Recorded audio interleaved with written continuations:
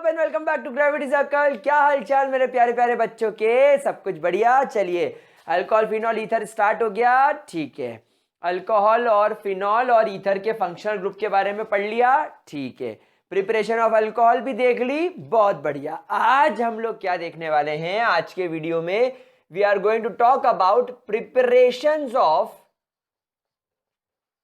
Phenol. Preparation of phenol मतलब आप लोगों को आज के वीडियो में मैं ये सिखाने वाला हूं कि मेरे प्यारे बच्चों को फिनॉल कैसे बनाना है। गाइस एक बात ध्यान रखिएगा, फिनॉल को पुराने टाइम में earlier it was also called as carbolic acid.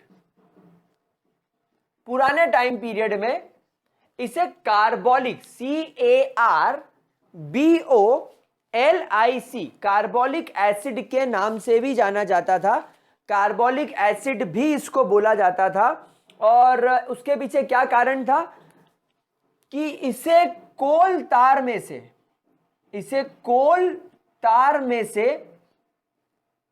जिसको बोलना चाहिए था एक्सट्रैक्ट किया जाता था। It was extracted from coal tar. अब गाइस बहुत सारे बच्चे मुझसे बोलते सर कोल तार का कोई केमिकल फॉर्मूला है क्या? ना, कोल तार का मतलब आप समझो ये एक ऐसा मिक्सचर कंपाउंड है, एक ऐसा मिक्सचर है बेसिकली जिसमें 200 अलग अलग सब्सटेंसेस होते हैं। सो कोल तार is a mixture of approximately 200 different aromatic and aliphatic hydrocarbons, जिसमें से एक फिनॉल भी होता है। तो इसीलिए क्योंकि कोल तार में फिनॉल होता था तो पुराने जमाने में फिनॉल को कोल तार से निकाल लिया जाता था। लेकिन आजकल मॉडर्न केमिस्ट्री में हम लोग अलग अलग तरीकों से इसे प्रिपेयर करते हैं, कमर्शियली और इंडस्ट्रियल लेवल पर, या मैं कहूं लेबोरेटरी लेवल पर, जिसमें सबसे पहला जो प्रिपरेशन है आप लोग इसे पढ़ चुके हो, दैट इज फ्रॉम हेलोएरीन्स। क्या आप इसे पढ़ चुके हो कभी? सर हेलोएरीन में से कुछ कुछ याद आ रहा है? याद करो, अगर आपके पास में एक क्लोरोबेंजीन है, तो इस क्लोरोबेंजीन को अगर आप एक स्ट्रॉन्ग अल्कली यानी कि NaOH के साथ ट्रीट करते हो at 673 kelvin and above temperature, जब 673 केल्विन से ज्यादा टेम्परेचर हो और लगभग 200 से 300 एटमॉस्फेरिक प्रेशर हो, जब आप इतनी एक्सट्रीम कंडीशंस में इस हेलोअरीन को रिएक्ट कराओगे, तब कहीं जाकर ये न्यूक्लियोफिलिक सब्स्टिट्यूशन रिएक्शन की मदद से आपको फिनॉल बनाकर देगा। याद है ना, ये NaOH में से OH नेगेटिव अटैक करेगा इस कार्बन पर, न्यूक्लियोफाइल पर अटैक करेगा, nucleophilic substitution reaction, nucleus loving. तो ये न्यूक्लियोफाइल यानी कि न्यूक्लियस लविंग स्पीशीज इस कार्बन पर अटैक करेगा और इस क्लोरीन को बाहर निकालेगा। तो ये प्रोसेस है पहली मेथड ऑफ प्रिपरेशन। तो मेरे प्यारे बच्चों तो बहुत इजी है। दूसरे प्रिपरेशन की अगर मैं बात करूं तो वो होती है फ्रॉम ओलियम। गाइस ओलियम याद करना होगा आपको। सर याद करना होगा मतलब क्या हमें याद करना होगा? ना ना ना ना ना ना ना, जरा पी ब्लॉक एलिमेंट को याद करो। पी ब्लॉक एलिमेंट में ग्रुप 16 में सल्फर फैमिली को याद करो।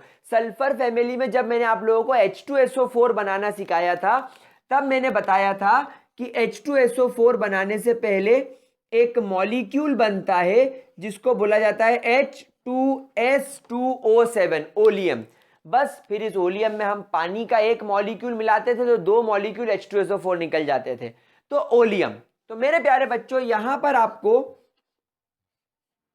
आपके बेंजीन का ट्रीटमेंट ओलियम के साथ करना है, H2S2O7 के साथ करना है। क्या बात समझ में आ रही है? तो ओलियम में से यहां पर SO3H यहां पर अटैच हो जाएगा। ठीक है, इसको बोलते हैं बेंज सल्फोनिक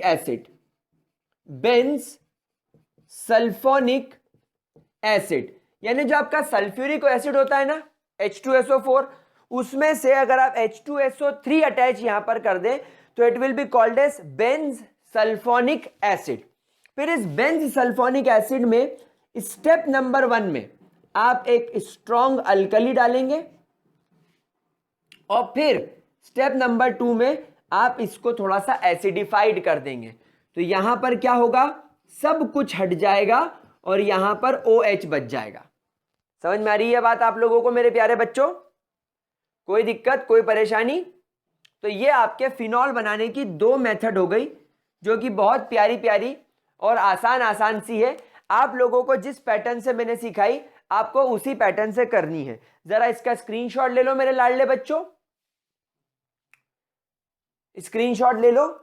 बहुत आसान है, बहुत आराम से हो जाएगी, किसी भी तरीके की कोई भी चिंता वाली बात नहीं है। ठीक है, चलिए ग्रेट। अच्छा, एक बात मैं आपको बता दूं, एनसीईआरटी में मेंशन नहीं है बट मैं बता देता हूं, ये जो Na है ये पहले हाइड्रोजन को रिप्लेस कर देगा, तो यहां बन जाएगा NaSO3 या SO3Na, SO3Na। फिर बाद में जब आप एसिड डालते हो तो एसिड यहां पर एक ऑक्सीजन के साथ मिलकर OH बन के यहीं रह जाता है और बाकी Na2SO4 बाहर हो जाता है। तो वो हमको इतना डिटेल में जाने की जरूरत नहीं है, इतना याद रख लो काफी है। स्क्रीनशॉट ले लिया? पक्का? चलिए ग्रेट। तो पहली 2 केमिकल रिएक्शन कंप्लीट करने के बाद मैं मेरे प्यारे बच्चों के साथ में तीसरी केमिकल रिएक्शन की तरफ चलता हूं, that is from benzene diazonium halide.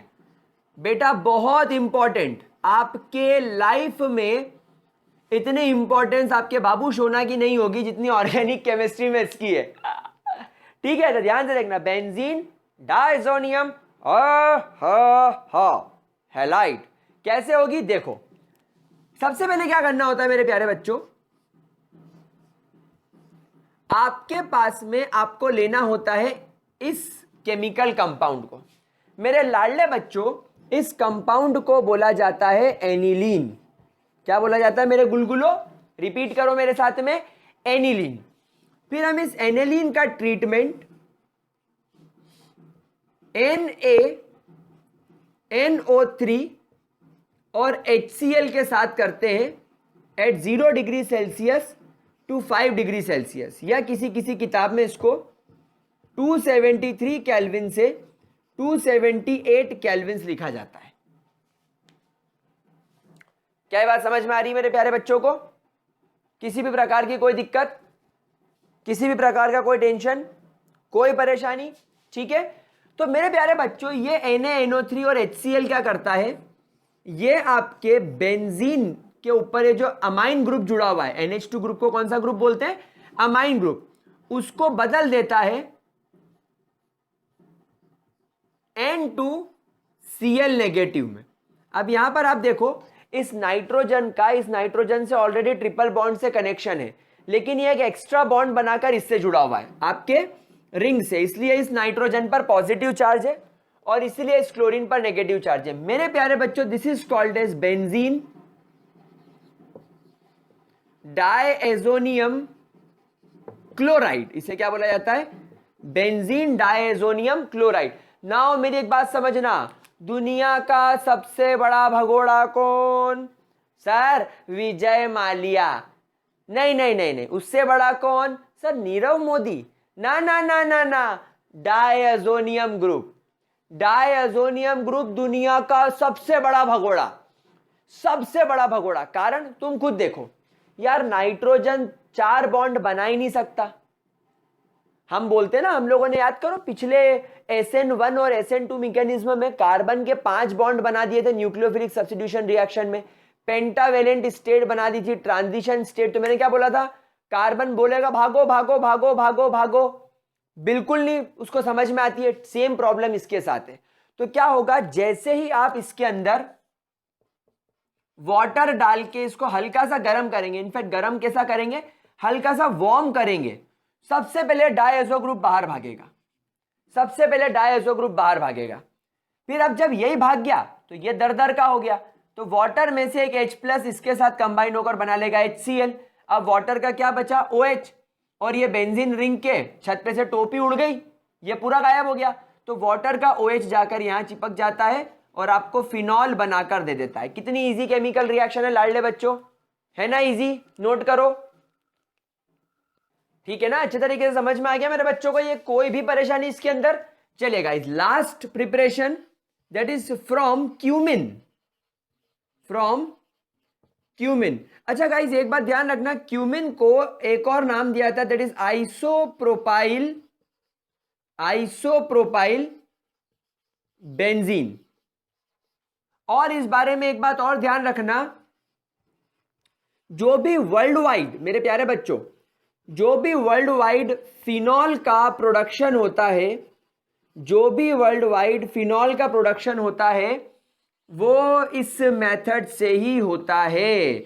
यानी ये मेथड ही वर्ल्ड वाइड मैक्सिमम प्लेसेस पर इस्तेमाल की जाती है फिनॉल को बनाने के लिए। तो ये जो प्रोसेस है ये बहुत इंपॉर्टेंट है। नाउ गाइस आइसोप्रोपाइल बेंजीन, तो आइसो कब होता है, जब हमारा कार्बन कौन सा हो, सेकेंड लास्ट, और इस सेकेंड लास्ट कार्बन के दोनों तरफ मिथाइल ग्रुप होते हैं, तुम्हारा आइसोप्रोपाइल हो गया। और बेंजीन, तो इससे मैंने जोड़ दिया बेंजीन, तो ये बन गया मेरा क्यूमिन, जिसको बोला जाता है आइसोप्रोपाइल बेंजीन। आपको करना है इसका ऑक्सीडेशन। आपने क्यूमिन का क्या करा, ऑक्सीडेशन, एटमॉस्फेरिक ऑक्सीजन का इस्तेमाल करके आपने क्या करा, ऑक्सीडेशन। तो नाउ गाइस क्या होगा, ये वाला जो कार्बन है ये ऑक्सीडाइज होकर COOH के अंदर कन्वर्ट हो जाएगा। ये CH3 को मैंने यहां लिख दिया, ये CH3 को मैंने ऊपर लिख दिया, और ये सब मतलब वही है, कोई बदलाव नहीं आया, सब कुछ सेम है। बस ये जो कार्बन जो बेंजीन से डायरेक्ट जुड़ा हुआ है, इस कार्बन और इस हाइड्रोजन के बीच में 2 ऑक्सीजन आ गए, बाकी जो जहां था वो वही है। आपको कंफ्यूजन हो रहा है, चलो मैं इसको ऐसा लिख देता हूं, अब तो कोई कंफ्यूजन नहीं है, ठीक है, कोई दिक्कत। जैसे ही अपने पेरोक्साइड फॉर्म में चला गया भाई, ये पेरोक्साइड टाइप का लिंकेज बन गया। अब आप इसका ट्रीटमेंट एसिडिक वाटर के साथ कर दो।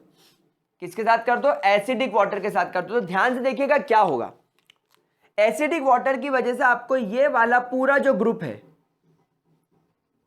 ये बाहर निकलता हुआ दिखाई देगा। मतलब क्या हो जाएगा, CH3 CH3 ये बाहर आ गया,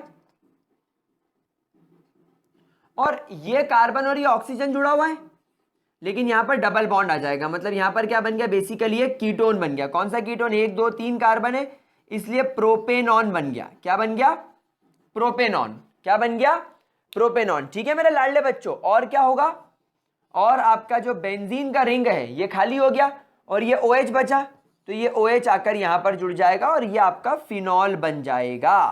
तो ये 4 मेथड ऑफ प्रिपरेशन मेरे लाडले लाडले बच्चों को, मेरे गुलगुलों को, मेरे बुलबुलों को याद रखनी है। क्या इसके अंदर कोई दिक्कत, क्या इसके अंदर किसी भी प्रकार की कोई परेशानी, कोई दिक्कत?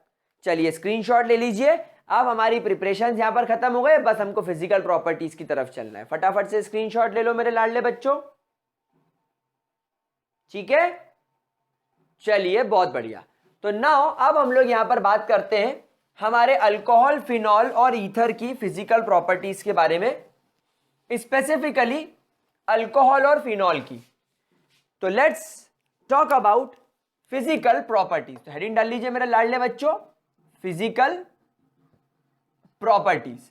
एक बात ध्यान रखना, अल्कोहल और फिनॉल के अंदर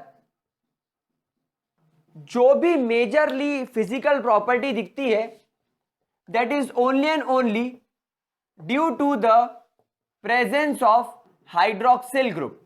आपका जो हाइड्रोक्सिल ग्रुप होता है, यानी आपका जो OH ग्रुप होता है, बेसिकली इसी की वजह से आपको सारी फिजिकल प्रॉपर्टीज होती हुई दिखाई देती है।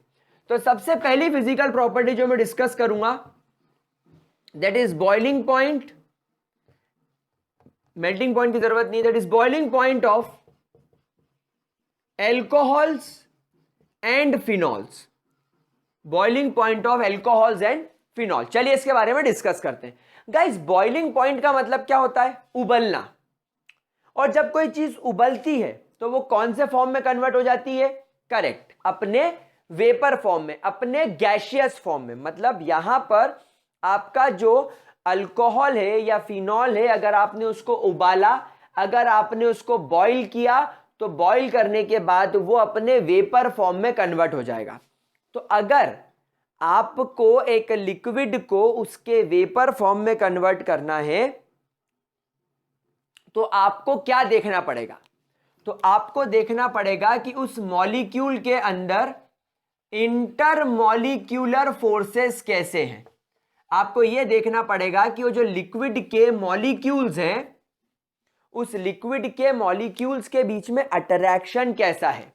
अगर इंटरमॉलिक्यूलर फोर्सेस स्ट्रांग है, बहुत तगड़े हैं, तो आपको बहुत ज्यादा मेहनत, बहुत ज्यादा एनर्जी, बहुत ज्यादा हीट करना पड़ेगा, तब वो अपने वेपर फॉर्म में कन्वर्ट होगा, मतलब बॉइलिंग पॉइंट बढ़ जाएगा। वहीं पर अगर ये फोर्सेस कमजोर हुए तो बहुत कम अमाउंट में आपको एनर्जी देनी पड़ेगी, बहुत लेस मात्रा में एनर्जी देनी पड़ेगी, और इतनी कम मात्रा में जरा सी एनर्जी देकर आप उसको वेपोराइज कर सकते हैं। तो अगर मैं बात करूं अल्कोहल की, तो मैं अल्कोहल को ROH से लिख दूं। तो ये मैंने अल्कोहल को ROH से लिख दिया, ये मैंने दूसरा अल्कोहल यहां बना दिया, ये मैंने तीसरा अल्कोहल यहां बना दिया, ये मैंने चौथा अल्कोहल यहां बना दिया, चौथा अल्कोहल मैंने यहां बना दिया। अब एक बात यहां पर आप बड़े प्यार से ऑब्जर्व करो। वी ऑल नो कि जब ऑक्सीजन और हाइड्रोजन एक दूसरे के सामने आता है, you will observe intermolecular force of attraction, जिसे बोला जाता है कौन सी बॉन्डिंग?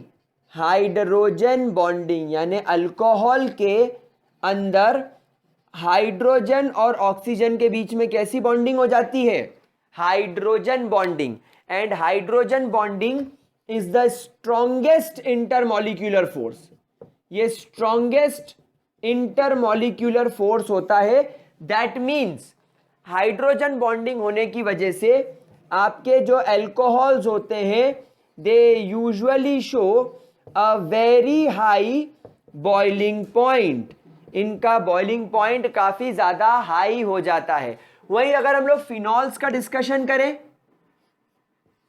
वहीं अगर हम लोग हमारे फिनॉल्स का डिस्कशन करें, तो मेरे प्यारे बच्चों, आप यहां पर फिनॉल्स में भी देख सकते हैं कि देखिए मैंने ये फिनॉल बना दिया। अब आप इन फिनॉल्स में ऑब्जर्व करो। अरे सर, ये तो वही बात हो गई, ऑक्सीजन हाइड्रोजन आमने सामने आ जाएंगे और क्या डेवलप कर लेंगे? अगेन ये अपने अंदर हाइड्रोजन बॉन्डिंग डेवलप कर लेंगे। तो इसी वजह से आप पहला पॉइंट क्या लिखेंगे? That usually your alcohols and your phenols have a greater boiling point as compared to the other substances with similar molecular mass, with similar molecular mass। अब सर यहां पर मॉलिक्यूलर मास वाली बात क्यों आई? क्योंकि मेरे प्यारे बच्चों, किसी भी सब्सटेंस का बॉइलिंग पॉइंट और मेल्टिंग पॉइंट उसके मास के ऊपर डिपेंड करता है। वो कितना भारी है, वो कितना बड़ा है, ये उस पर डिपेंड करेगा। तो अगर आप किसी अल्कोहल को या फिनॉल को कंपेयर कर रहे हो उन्हीं के जितने मास वाले किसी दूसरे सब्सटेंस से, तो उनके मुकाबले इनका बॉइलिंग पॉइंट ज्यादा होगा, क्योंकि अल्कोहल और फिनॉल के पास हाइड्रोजन बॉन्डिंग करने की ताकत होती है। क्या यह बात बहुत अच्छे तरीके से क्लियर हो गई? मतलब जिनका मॉलिक्यूलर मास ऑलमोस्ट सिमिलर होता है या कंपैरेबल होता है, उससे हम कंपेयर करेंगे। पहले जरा इतना नोट कर लो, फिर मैं आपको अभी नो डाउट कंपेयर करके बताऊंगा। नोट करो, कंपेयर कर। अब भाई कंपेयर करते पहले इसको लिख लिया, चलो ग्रेट। अब मैं काम करता हूं, एक अल्कोहल उठाता हूं और उस अल्कोहल को दूसरों के साथ कंपेयर करके बताता हूं। चलिए देखते हैं क्या होता है। मान लो मेरे पास में एक अल्कोहल है CH3, CH2OH, this is your ethanol. Ethanol, इसका मॉलिक्यूलर मास कितना होगा देखिए, 12 प्लस 12 24, 24 और 16, 24 और 2 3 4 40, 40 और 1 41, 43 46, इसका मास कितना हो गया 46 AMU। इसका बॉइलिंग पॉइंट 351 केल्विन होता है। अब मैं यहां पर एक ईथर उठा लेता हूं, CH3OCH3, इसका मास कितना 15, इसका मास कितना 15, 15 15 30 और 16 46 है ना। इसको बोलते हैं मिथॉक्सी मीथेन। मिथॉक्सी मीथेन का मास भी देखो 46 AMU, मतलब दोनों के मास बराबर है, लेकिन इसका बॉइलिंग पॉइंट देखिए कितना है 248 केल्विन।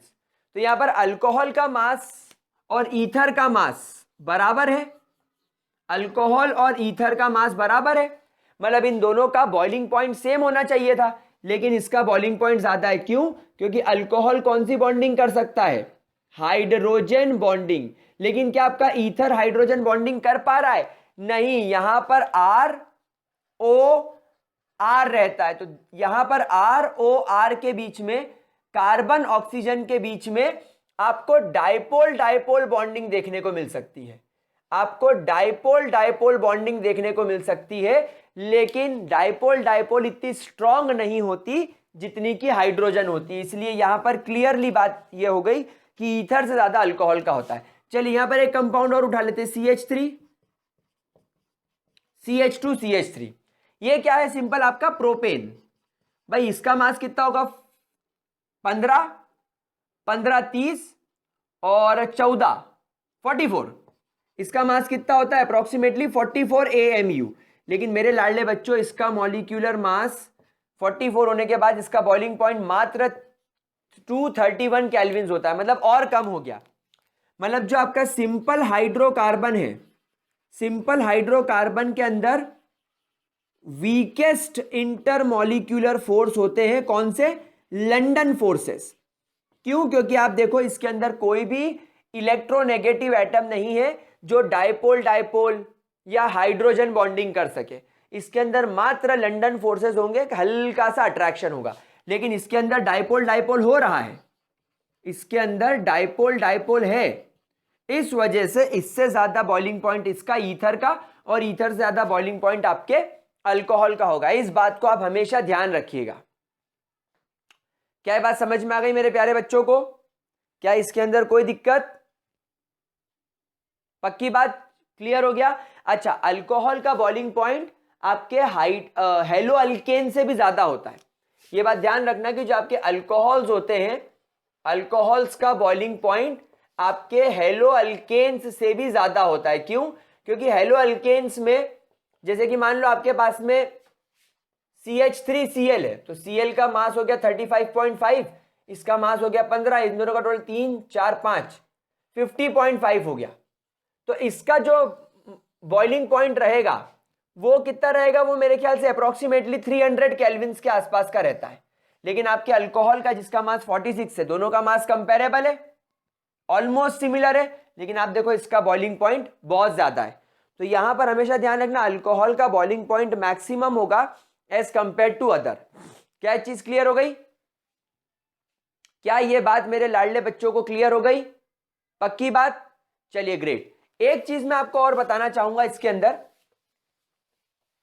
जो मैंने हेलो अल्केन्स हेलो अरीन्स में भी बताई है और पिछले साल 11th में भी बताई थी, वो बात ये है that as the number of carbon increases in alcohol, भाई फिनॉल का तो लफड़ा ही खत्म है, फिनॉल तो एक बेंजीन रिंग के ऊपर OH है, तो उसकी बात नहीं करेंगे। लेकिन अल्कोहल के अंदर अगर नंबर ऑफ कार्बन बढ़ रहे हैं, दैट इज मैं ऐसा कह दूं कि चेन की लेंथ बढ़ रही है, अगर आपके चेन की लेंथ बढ़ रही है, then their boiling point also increases. क्यों? क्योंकि इसका सिंपल सा लॉजिक है, कार्बन की चेन, अगर आपकी चेन की जो लेंथ है अगर वो बढ़ेगी, तो अल्टीमेटली क्या बढ़ेगा? आपकी सरफेस एरिया बढ़ेगा। भाई अगर लंबी चेन होगी तो सरफेस एरिया बढ़ जाएगा। देखो ना, अगर ये लंबा बोर्ड है, अब ये बोर्ड छोटा है तो मैं ज्यादा नहीं लिख पा रहा, लेकिन अगर मेरे पास में बड़ा बोर्ड आ जाए तो मैं बहुत ज्यादा लिख पाऊंगा बिना मिटाए, समझ रहे हो? तो सरफेस एरिया बढ़ गया। सरफेस एरिया बढ़ जाएगा तो आपके inter molecular force of attraction जो होगा वो बढ़ जाएगा। और अगर inter molecular force of attraction बढ़ जाएगा तो मॉलिक्यूल्स पास पास पास पास पास पास पास पास चिपक जाएंगे, इस वजह से आपका बॉइलिंग पॉइंट भी बढ़ जाएगा। समझ में आ रही है बात? तो यहां पर ध्यान रखिएगा। एंड अगर इफ ब्रांचिंग इंक्रीजेस, मतलब मान लो कुछ ऐसा कंपाउंड आ गया CH3OH। अब यहां पर देखो इस कार्बन पर ब्रांचिंग कितनी बढ़ गई, 1 2 और 3, तो क्या होगा, hence surface area decreases, therefore boiling point also decreases. क्या बात समझ में आ गई मेरे प्यारे बच्चों? तो हमेशा ध्यान रखना, आपको उस चीज को सिलेक्ट करना है जो ज्यादा लंबी हो, जो ज्यादा ओपन हो, जो लेस कॉम्प्लिकेटेड हो। अगर एक लंबी चेन है, ज्यादा बॉइलिंग पॉइंट, कॉम्प्लेक्स्ड है, गुत्थम गुत्थी है, ब्रांचिंग है, गुड़ी मुड़ी हो गई, इकट्ठा हो गई, सरफेस एरिया कम हो जाएगा, बॉइलिंग पॉइंट भी कम हो जाएगा। नोट करो जरा मेरे गुलगुलो, मेरे बच्चों नोट करो, मेरे प्यारे बच्चों नोट करो, नोट करो भाई, नोट करो, जल्दी जल्दी नोट करो। ठीक है, तो यहां पर आपकी फिजिकल प्रॉपर्टी का एक पार्ट कंप्लीट होता है। दूसरी बहुत इंपॉर्टेंट बात, सॉल्युबिलिटी। भाई आप लोग सब दारू वारू तो पीते ही हो, मैं सब जानता ही हूं, बेहतरीन शराब पीते हो तुम लोग, दिन भर नशे में टून रहते हो, और पानी वानी मिला के पीते हो। तो अल्कोहल में कितना ही पानी मिला लो, अल्कोहल सब में घुल जाता है, बोल रहा हूं सब में घुल जाएगा। ज्यादा दारू कम पानी चलेगा, बराबर दारू बराबर पानी चलेगा, कम दारू ज्यादा पानी चलेगा, बहुत कम दारू बहुत ज्यादा पानी चलेगा। मतलब अल्कोहल वाटर में किसी भी प्रपोर्शन में सॉल्युबलाइज हो जाता है। इनफैक्ट फिनॉल केस में भी देखा गया है, फिनॉल पानी में इजीली सॉल्युबलाइज हो जाता है। तो सॉल्युबिलिटी के अंदर आप लिखेंगे that alcohols can be soluble in water, can be soluble in water in any proportion, in any proportion। any proportion का मतलब आप किसी भी रेशियो में मिक्स कर दो, ये इजीली मिक्स हो जाएगा। Phenols are also soluble in water। अब मुझे इसका जवाब देना पड़ेगा आप लोगों को कि भैया आपका अल्कोहल और आपका पानी मिल क्यों जाता है, फिनॉल और पानी मिक्स क्यों हो जाता है। तो मेरे लाडले बच्चों देखो, ये रहा तुम्हारा पानी पानी पानी ए, पानी पानी पानी ए, पानी पानी पानी ए, जो ना पिए उसको मारूं, पानी पानी पानी ए। दिलों का शूटर है मेरा स्कूटर, दिलों का शूटर आ आ। अब यहां पर आप देखो, ये तुम्हारा अल्कोहल है ROH, ये भी तुम्हारा अल्कोहल है और ये पानी है। तो पानी और अल्कोहल के बीच में क्या डेवलप हो गया, हाइड्रोजन बॉन्डिंग। समझ में आ रही है बात आप लोगों को? यही चीज आपका फिनॉल भी कर सकता है। ये फिनॉल OH, ये पानी का मॉलिक्यूल, ये पानी का मॉलिक्यूल, ये देखो क्या बन गया, हाइड्रोजन बॉन्डिंग। तो यहां पर यह बात हो जाती है क्लियर दैट बोथ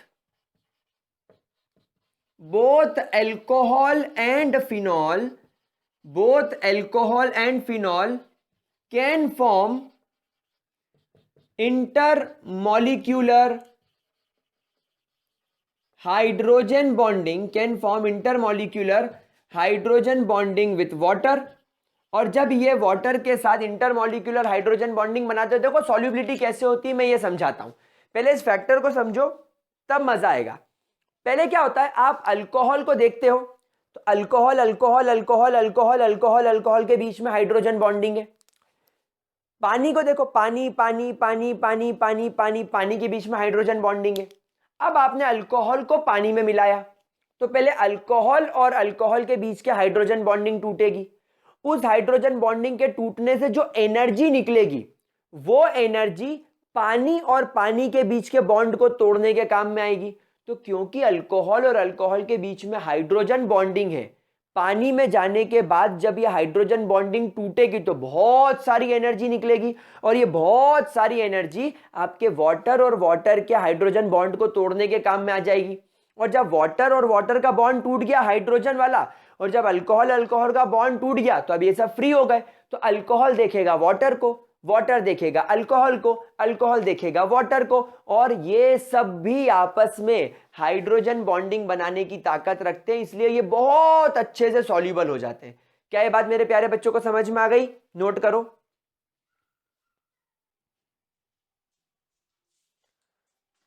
समझ गए? क्या मेरी बताई हुई बात समझ में आ रही है? तो ये वाला फिनॉल का डायग्राम हो जाएगा भाई, कंफ्यूज मत होना, और ये ऊपर वाला अल्कोहल का हो जाएगा। अच्छा, लेकिन एक बात ध्यान रखना, that as the chain length increases, और we can say number of carbon increases, solubility in water decreases। इस पॉइंट को नोट करो, इस पॉइंट को जरा ध्यान से नोट करो, और इसका कारण समझो, इस चीज का कारण समझो। पहले ये नोट कर लिया आप लोगों ने, ये नोट डाउन हो गया? पक्का? आगे बढ़े? चलो ग्रेट। नाउ ऐसा क्यों होता है, जरा इस चीज को भी समझो। देखो प्यारे बच्चों, जैसे मान लो आपके कार्बन की चेन लेंथ बड़ी हो गई, CH3 CH2 CH2 CH2 CH2 OH। Now we all know that this is a polar bond, this is a polar thing। ये पोलर है, लेकिन बेटा आप सब जानते हो ये लायोफोबिक पार्ट, ये मतलब हाइड्रोफोबिक पार्ट है। ये जो है ये हाइड्रोफोबिक है, ये आप लोगों को मैंने सोप के अंदर भी सिखाया था, हाइड्रोफोबिक है। ये पानी के अंदर ना डिसॉल्व होके फैट्स या लिपिड्स के अंदर डिसॉल्व होता है। तो जैसे जैसे आपके कार्बन की चेन लेंथ बढ़ती है, इस अल्कोहल का हाइड्रोफोबिक पार्ट इंक्रीज हो जाता है, और यह हाइड्रोफोबिक पार्ट आपके अल्कोहल को पानी से दूर ले जाएगा, पानी के पास नहीं आने देगा। इनफैक्ट ये नॉन पोलर पार्ट, ये जो आपका नॉन पोलर पार्ट है, ये बढ़ने लगता है, तो फिर ये नॉन पोलर सॉल्वेंट में ज्यादा अच्छा डिसॉल्व होता है, जैसे बेंजीन में, कार्बन डाइसल्फाइड में, क्लोरोफॉर्म में, कार्बन टेट्राक्लोराइड में, फिर ये उसके अंदर डिसॉल्व होने लग जाता है, क्योंकि आपके हाइड्रोफोबिक चेन जो है वो बढ़ रही है। क्या बात समझ में आ गई? तो गाइज यहां पर आपकी फिजिकल प्रॉपर्टी खत्म, यहां पर आपके फिनॉल्स की प्रिपरेशन खत्म। अब अगले वीडियो से उठाएंगे chemical properties of alcohol, chemical properties of phenol. वो खत्म करने के बाद ईथर्स की प्रिपरेशन, फिजिकल प्रॉपर्टी और केमिकल प्रॉपर्टी जल्दी खत्म कर देंगे। इस चैप्टर को भी मैं पूरी कोशिश करूंगा कि इस वीक के अंदर या नेक्स्ट वीक के अंदर इस चैप्टर को भी खत्म कर दूं। तो गाइज वीडियो देखो, लाइक करो, शेयर करो, सब्सक्राइब करो और मस्ती करते रहो। Bye bye.